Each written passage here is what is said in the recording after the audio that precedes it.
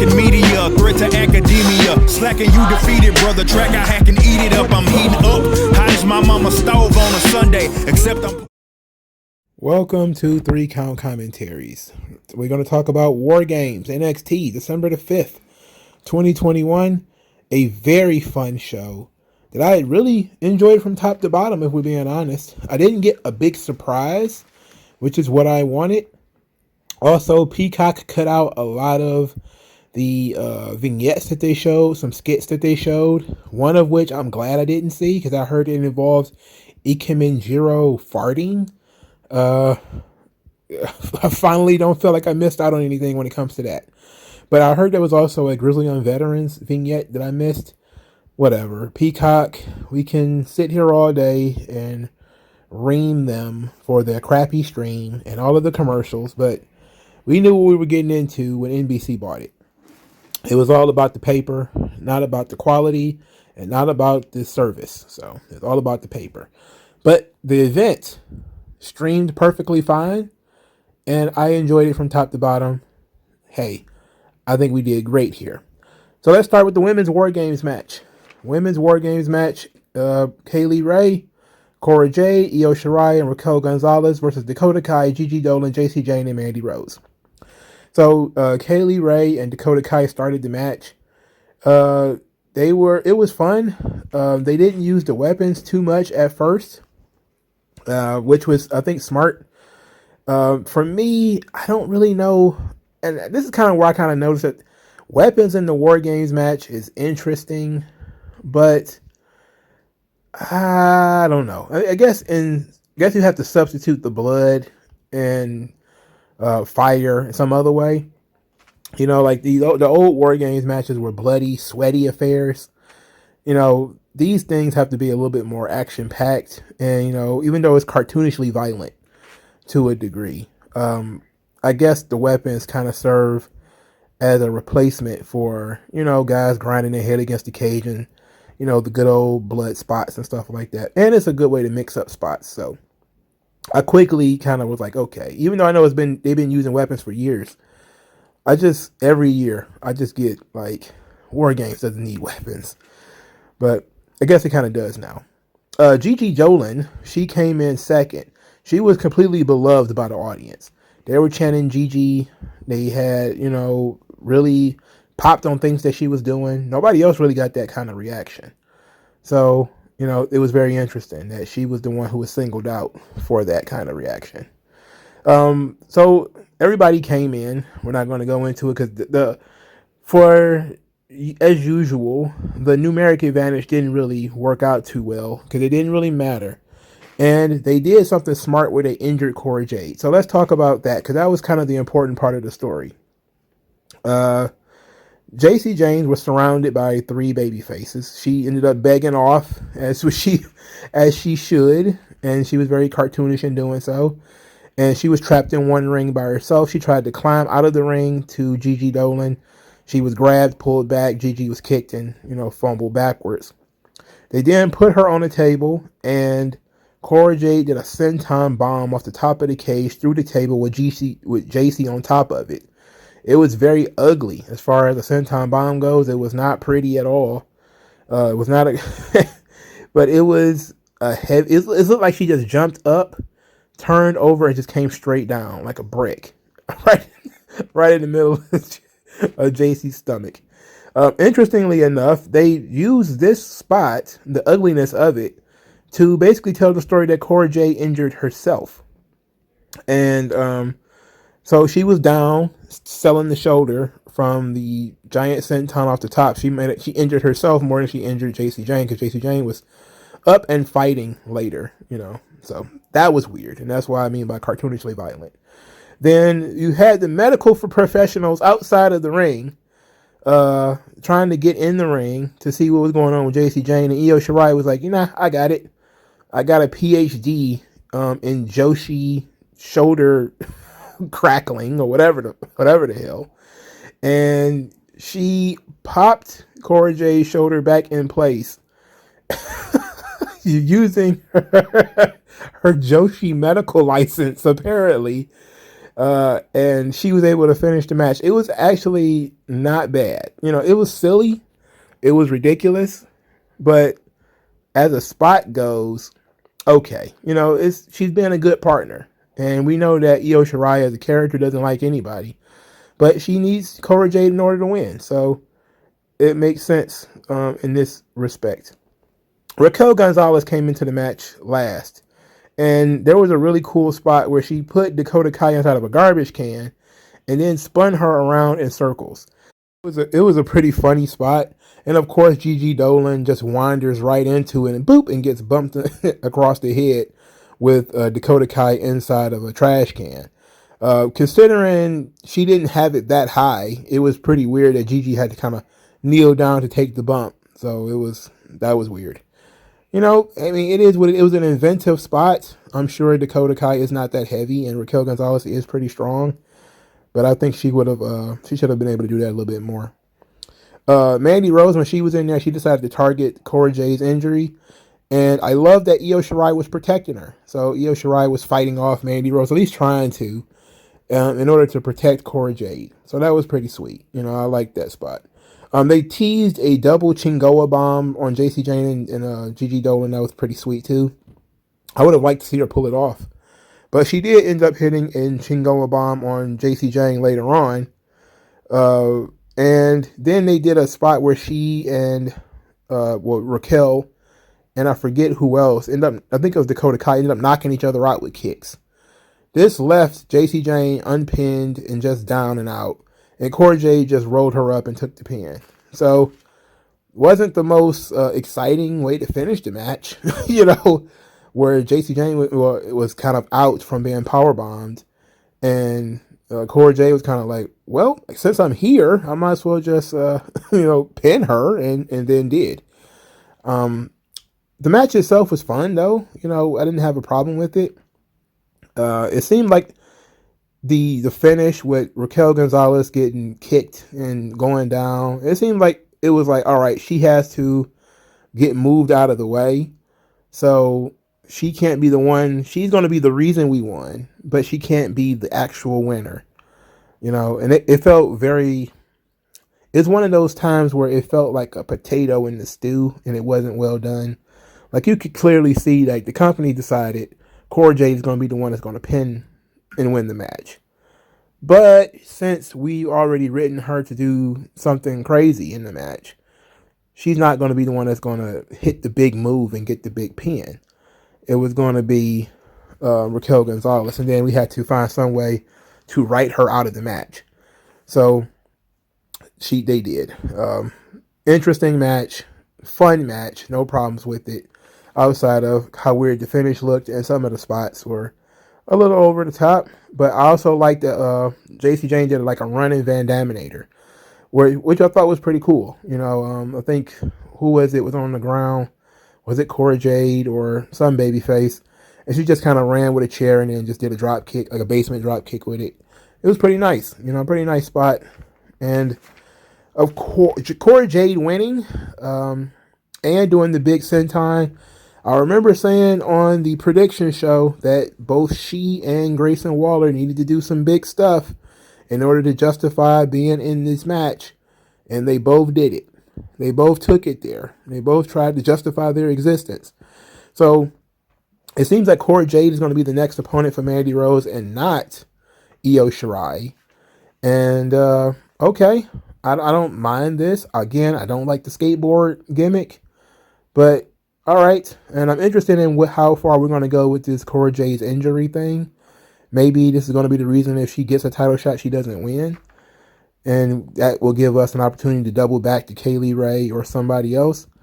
That would be fun too. Dakota Kai was very understated in the match. She was just kind of there to fill it up. I really enjoyed Gigi, what she was doing, and Mandy was kind of understated too. Mandy didn't do a hell of a lot. Io Shirai always does stuff. She always got pretty good spots in the War Games. So everybody did their part, but some people, of course, did more than others. It was far more of a showcase for Cora Jade, Gigi Dolan, JC Jane than it was for the women who are a little bit more experienced. All right, we're going to talk about the Team Black and Gold promo. We're going to talk about that when we get to the main event. So we're going to skip to Von Wagner versus Kyle O'Reilly. I'm going to say versus Kyle O'Reilly. Von Wagner and Kyle O'Reilly versus Imperium. This match was much better than I expected it to be, because Imperium has always been good. They've been good all the time. But it seemed like tonight was something special in the water, because they were tremendous. It might have been the tan. How tan they were, how orange Eichner and Bartel were, that made them so much better. I think they're in better shape too, obviously, but these two boys went in there and got it. I've been crowing about Imperium for like a year now. Bartel has the look, he has charisma, he can talk. He is perfect for like wrestling snob. And Eichner is the strong guy. He's the agility of the team. He's the heavy, the tough guy. And he showed his ass. He showed how dynamic he was tonight. And he did like 3 or 4 jumps. He didn't do a hell of a lot of jumps, but he did some pretty sweet shit in this match that got even the most jaded person to finally accept Imperium in their heart as good wrestlers, even though they've been going under the radar for a while. All the stuff Eichner did in this match, he had done it in other matches. The double jump moonsault, he had done that stuff in other matches before. The step up leap that he did, all of his stuff that he did in this match, he's done it before. He's a very dynamic performer. The strength spots, the high flying spots, guy's very good. This match was really aggressive. Everybody was going in there. They was laying their stuff in. Some really cool tag team spots, such as the chop block lariat combination. I thought that was pretty cool. And Imperium wins when Bartel pins Kyle O'Reilly. That was a perfectly acceptable finish. Didn't have a problem with that. Right team won. The crowd immediately starts chanting, "Thank you, Kyle. Thank you, Kyle." Kyle starts to sort of blow kisses at the audience, and he's getting showered in love. And then Von Wagner tries to attack him, which leads to Kyle O'Reilly ducking him and then putting a combination on him and dropping him with a forearm smash. It was pretty fiery. And then Kyle O'Reilly dropped the Undisputed Era thing, said it's for life, did some chop blocks. Later in the night, he said he felt the turn coming, and that we should leave the cage up so that the two of them can have a cage match on Tuesday. So apparently it's going to be Von Wagner and Kyle O'Reilly in a cage match on Tuesday night's NXT. Interesting. Very interesting. I mean, that's a quick turnaround. So I'm guessing because Kyle O'Reilly is done and he's on his way out, we're just going to do the cage match and put Von Wagner over.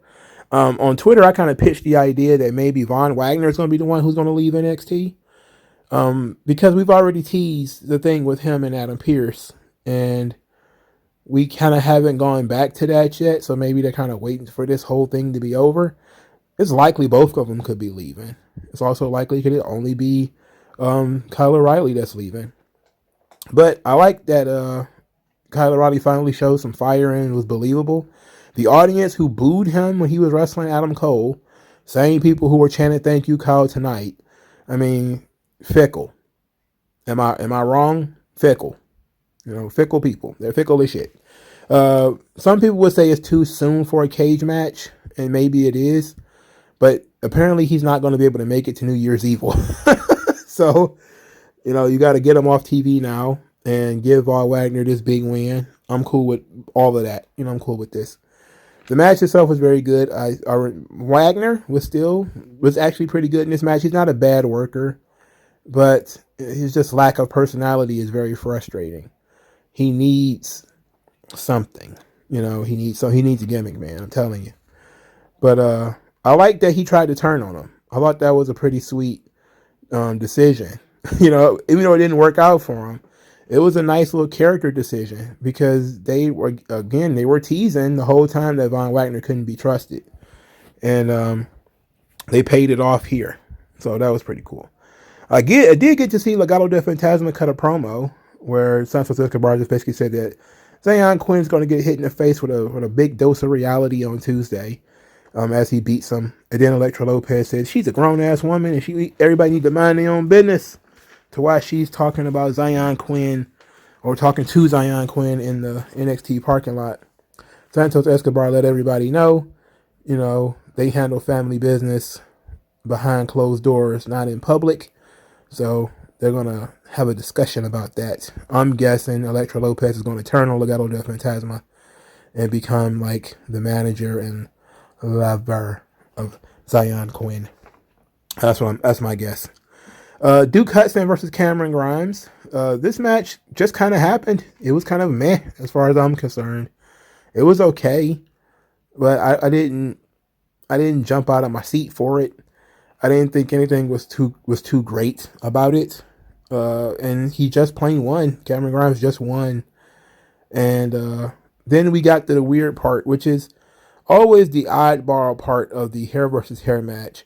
As I talked about hair versus hair before, for new subscribers, there's usually the Mexican way of doing it, which is, hair and masks are honored things, and you are an honorable, prideful man. And if you lose a hair versus hair match, you submit yourself and humble yourself to getting your head shaved, in which you sometimes will even apologize to your family, apologize to your children for losing and embarrassing yourself. You will honor your opponent by saying, it was an honor to lose to you or whatever. And they would then take off their mask or shave their head or whatever. In America, it is 100% all the time. The guy doesn't want to get his hair cut. He tries to run away. That's literally how it happens every single time. Every single time. So then you have to, when you do that, you have to find a creative way of getting the guy still so that he can have his head shaved. Because you have to do the sale of the clippers or scissors or whatever in the air so everybody can see it. And then you have to cut, and then you have to, people should be able to see the cutting. And then the person has to sell it. My favorite haircut was probably Molly Holly. That was a really fun haircut she did on WrestleMania that year. The Kurt Angle one was, to me, the one where you get knocked out and then get your head shaved is weird. The Vince McMahon one was very good too, when he got held in place and, got his head shaved. Vince is, he knows how to sell. He knows what the hell he's doing. So those two, Molly Holly and Vince, are probably like my two favorite head shavings. This one is not going to be on the list because Duke Hudson tried to run away. Clearly, he didn't want to get his head shaved. Cameron Grimes caught him. Hudson kind of reversed it a little bit, knocked Grimes down for a bit, made us think that Grimes was out. Then he put Grimes in the chair to cut his hair, as he was, kind of taunting with the clippers or whatever. Cameron Grimes woke up, hit him with the cave in, and then put him in a chair and shaved his head. And then, of course, he's sitting there with his mouth open, eyes closed, like, oh. And then he magically wakes up mid haircut and like, wait a minute, what's that? No, my hair, man. And grabbed all what was remaining of his hair and ran off. And it wasn't all that. It wasn't all right. I mean, it was what it was. I felt like, it's kind of cliche. I would have liked for, something a little bit different. Not saying that he should have just did the Mexican route and said, well, you know what? I'm a man of my word. You won. I want to shave my head.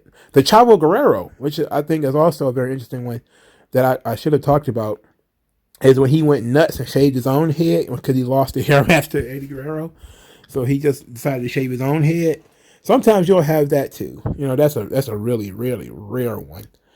Because it's actually very rare for baby faces to lose these things in the United States. Usually if it's a hair match, the heel is going to get his head shaved.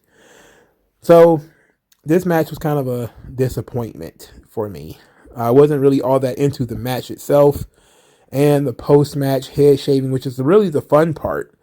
For starters, Duke Hudson didn't have enough heat for the hair match to really work. So, and second, because Duke Hudson pretty much won every facet of this. Well, he lost every facet of this feud. He lost all of the card games. He got outsmarted 100 times, and he lost the match. So it's like Duke Hudson didn't have any heat whatsoever. So him getting his haircut didn't have the same emphasis that it should have, because he didn't have the heat that he should have had. And also, it kind of hurt the match too, because again, Duke Hudson didn't have any heat. So it is what it is. They announced New Year's Evil on January the 4th. Very interesting. I wonder what we're going to do there. The Cruiserweight Championship, Roderick Strong defeated Joe Gacy. I was very disappointed. There's a new Joe Gacy theme. I'm not feeling it. I liked his previous theme a lot more. I'm never going to get what I want when it comes to Joe Gacy. I'm never going to get what I want. This match was very good. And Joe Gacy really showed his ass in this match. He showed that he can really work. You know, I like that Wade Barrett was pulling for Joe Gacy because he could never win the Cruiserweight title and felt prejudiced against it. So he really wanted to get rid of the Cruiserweight title and make it all inclusive. And what made this match more fun, not just because these guys were in there laying it in, and Joe Gacy's supposed to be a pacifist character, and he's really aggressive, and he's really in there fighting and scratching and getting it in with Roderick Strong, even though he's a pacifist. That's really silly to me.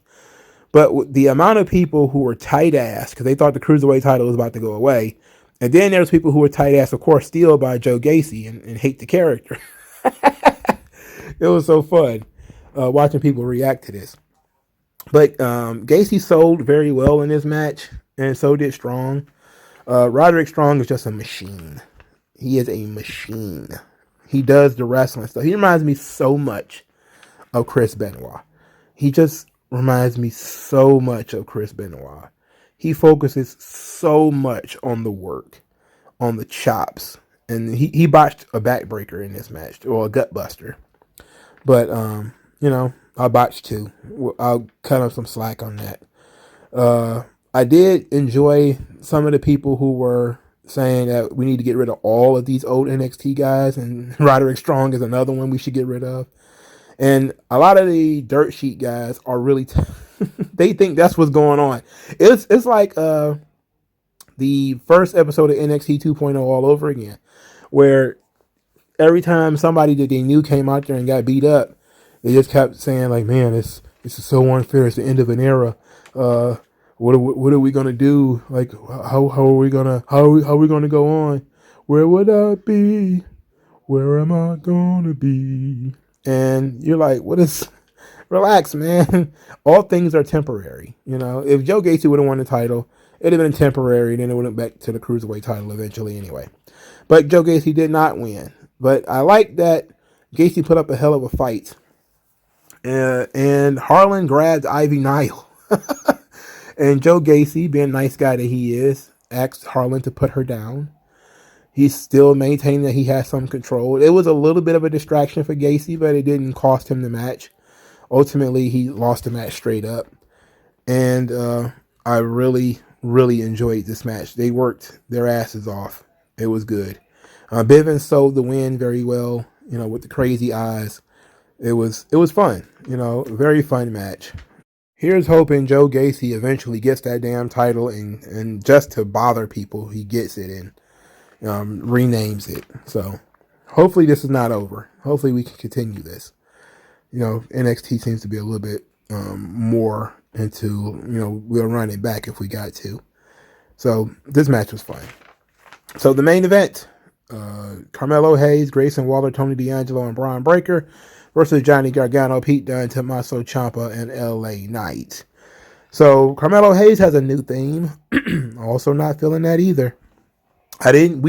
What was wrong with his theme that he had? Like, there was nothing wrong with that theme that he had. It was perfect for the swag of the character. The lyrics and everything. And the boom, boom, boom. And it was good. Why did you change it? Why did you do that? What'd you do that for?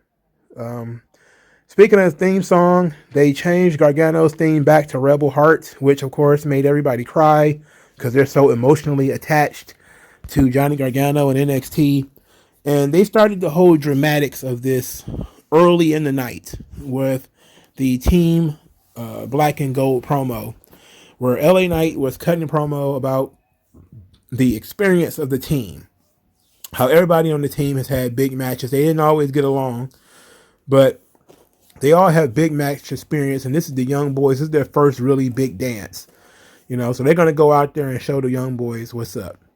And Johnny Gargano was like, hey, this might be my last go round, so I want to make sure it's special or whatever. And Tommaso Ciampa was like, this is going to be our moment. But then he looked at Johnny and said, this is going to be your moment. So they were building up the dramatics already. And I knew I was in for a Johnny Gargano constructed match going into this. I knew that's what was going to happen. And that's exactly what took place. It was a Johnny Gargano constructed match with every single callback, and everybody got their shit in. It was collectively, it was a good match. Once you take into account everything, it was a good match. There was nothing that felt unnecessary, except for some of the lulls in the match, like not to to skip ahead a little bit. When Team Black and Gold was on the ground and they were in between the rings, they looked like old soldiers in the trenches where they would land on ropes, and they kind of had these black humor like grins on their faces, like, we're really behind the 8 ball now, guys. Like, we're really in trouble out there. All those Nazis. It's like, felt like they was in World War II or something like that. So I like that spot, but I felt like it was obviously something that somebody dropped in the middle of the match to be dramatic. They did a similar thing with NXT 2.0 where they were outside the ropes, in between the ropes and the cage, and they kind of had their moment too where they were on the ground looking up, and it was kind of like, what's going on, man? This isn't working out. So the Gargano Michaels connection, with all the drama in the world, they decided to just have at it Hoss with this match. There's so much stuff that happened, it's impossible for me to talk about it all. But Trick Williams was outside the cage, which of course, Chekhov's gun. If something appears, it must be used. So Trick Williams was the one supplying the weapons, all of the chairs and everything from inside the ring out. He goes under the ring. He gets pulled under the ring. I'm thinking, oh my God, what's going on? He comes out, and it's Dexter Lumis, and he runs off and never to return. Never returned. And Dexter Lumis apparently chased him to the ends of the earth, and then he jumped off, and Dexter Lumis watched him fall, apparently, because he never came back. Johnny Gargano was bleeding for a moment due to, I'm guessing, somebody hit him in the nose, which was interesting. That was an interesting spot. They did a Grayson Waller belly-to-belly suplex off the top rope through a table by LA Knight. And that wasn't the only time he used the table throughout the night. He would also do a flying elbow drop off the top of the cage later on. So that dude came off that cage. He came off the top rope once, and then he came off the top of the cage. And I said him and Cora Jade needed to do some big shit, and they did. They really did. He went in there and they did it up. I still was kind of like, Grayson Waller needs a personality. He does. But he really showed out again athletically in this match. Tony D'Angelo did great character work. He had a crowbar, because of course he has a crowbar. And he did a net breaker on Pete Dunne off the top rope, or off the middle rope, however it went. And that should have been it, if we're being honest. That should have been the finish. But, of course, this is a match with Johnny Gargano and Tommaso Ciampa in it, so it was not the finish. Because this was sort of a lightweight build as Johnny Gargano's final takeover, even though it's not called takeover. That means that they went and did a bunch of callbacks. So there was tons of DIY stuff in here. Them trying to do the running knee strike, only for it to get broken up. these guys sacrificing for one another, where Tommaso Ciampa saves Johnny Gargano from Carmelo Hayes and then holds him in place so that Gargano could hit the running knee and it knocked over Ciampa. These guys were sacrificing for one another, protecting one another. The crowd is chanting DIY and they're wearing Johnny Gargano shirts and they're chanting for Johnny and Rebel Heart and everything.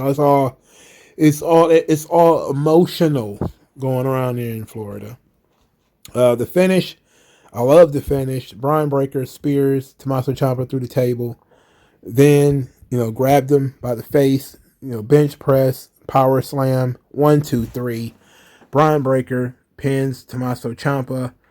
Excellent finish. The right finish. The right guy went over. Right guy took the pin. We're set for New Year's Evil, without a shadow of a doubt. That's the right move. Breaker, Ciampa. I still think it's too early to give Brian Breaker the belt.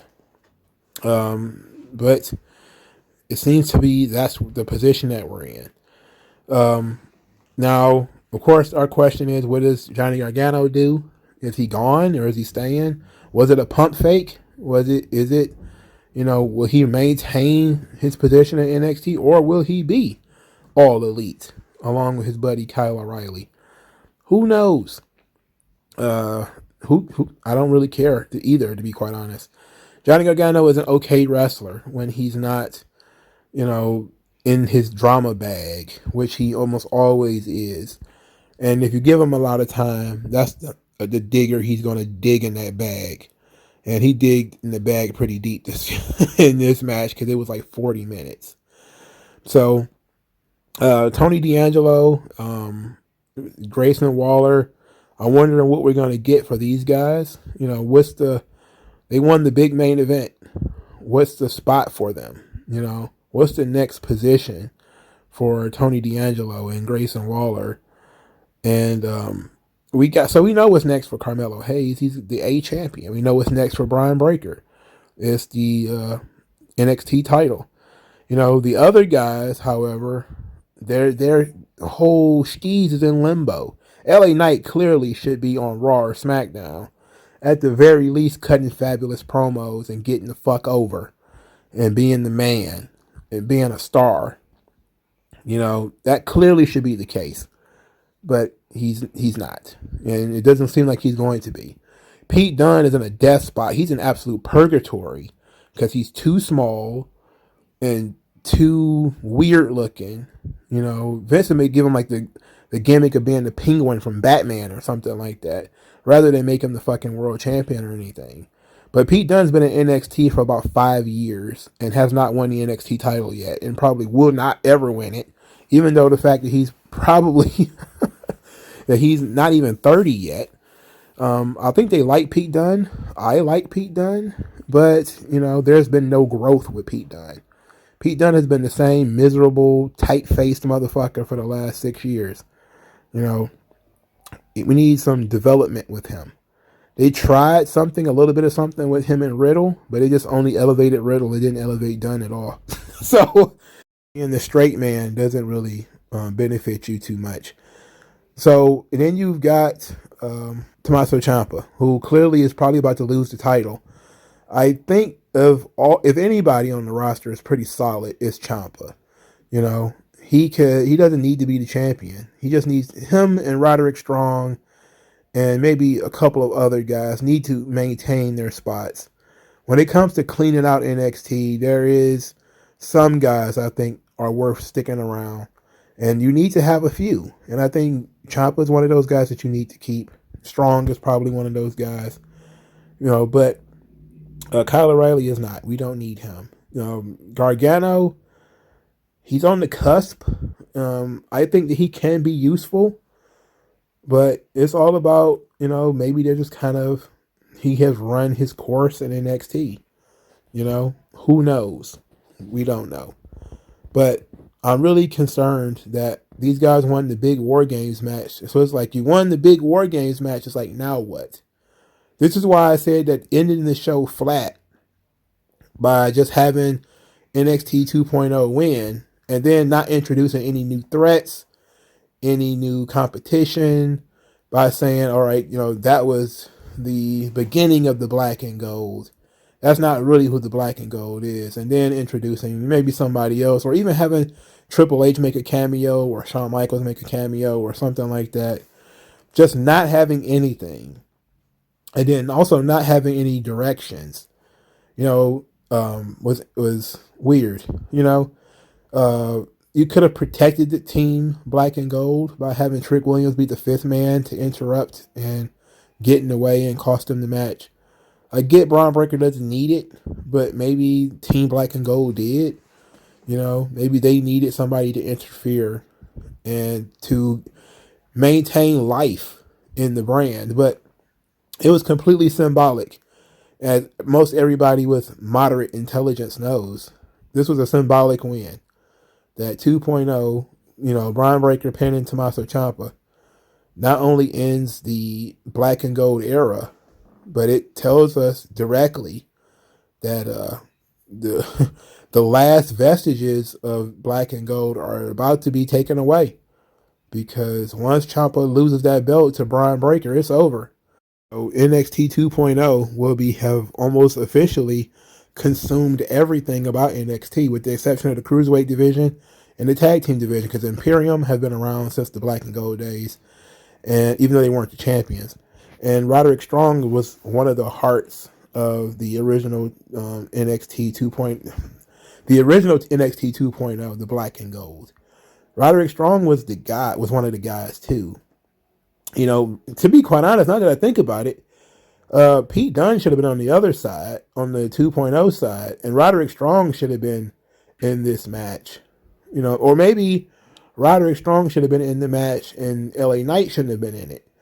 But Roderick Strong definitely should have been in this match, and you could have had DIY and Undisputed Era both represented in this match. In fact, now that I talked about it, that should have been the fucking match. I didn't talk myself into being upset about this.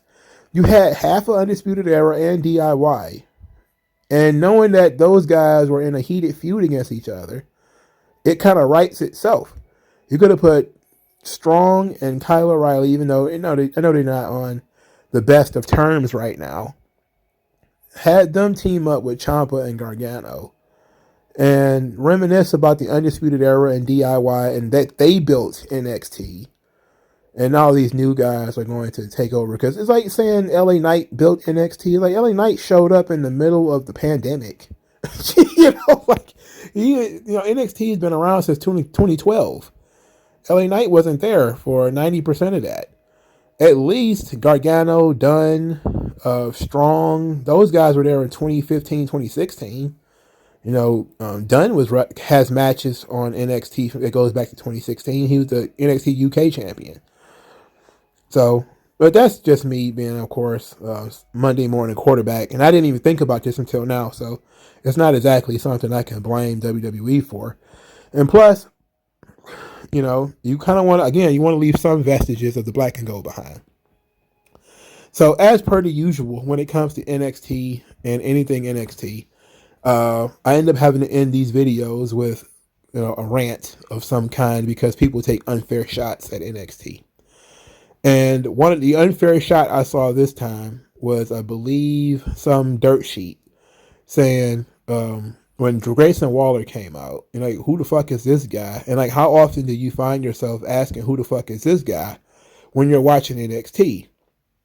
And, it's a fair question, because who is that guy? Where did he come from? You don't know who he is. He's fairly new. And then people say, oh, they introduced too many new characters at one time. And then I just say to myself, wow, these people watch Dark, they watch Elevation, they watch Dynamite. Constantly new faces are showing up. Nobody has any idea who they were. I remember when the Butcher and the Blade debuted, and they were acting like everybody should know who those guys were. I didn't know who any of those guys were. When the Dark Order debuted, everybody was like, oh. It's kind of like, who is these people? Like, it's been like 2 or 3 years and I still don't remember all the members of the Dark Order. NXT, at least when they introduce new characters, for the most part, they introduce them with a vignette and they show their name and they say their name and they talk about them. You see what the character is and everything. I just feel like, it's one of those things where it's a disingenuous attack on the character of NXT 2.0 because they introducing new characters. And now they try to spin everything into a negative. Oh, you're introducing new characters, huh? It's a bunch of nobodies. It's like, of course, they're fucking rookies. Of course you don't know who they are. It's not like this guy was around for 10 years and still nobody knows who they are, which is exactly what's happened over on AEW, where they're bringing in people with 10, 20 years of experience. And most other people are kind of like, who? Like Dr. Luther. For fuck's sake, when he came in, people were like, who? And they were like, oh, you uncultured swine. He's a deathmatch legend. Like when the Young Bucks brought in their bum-ass friend, Brandon Cutler.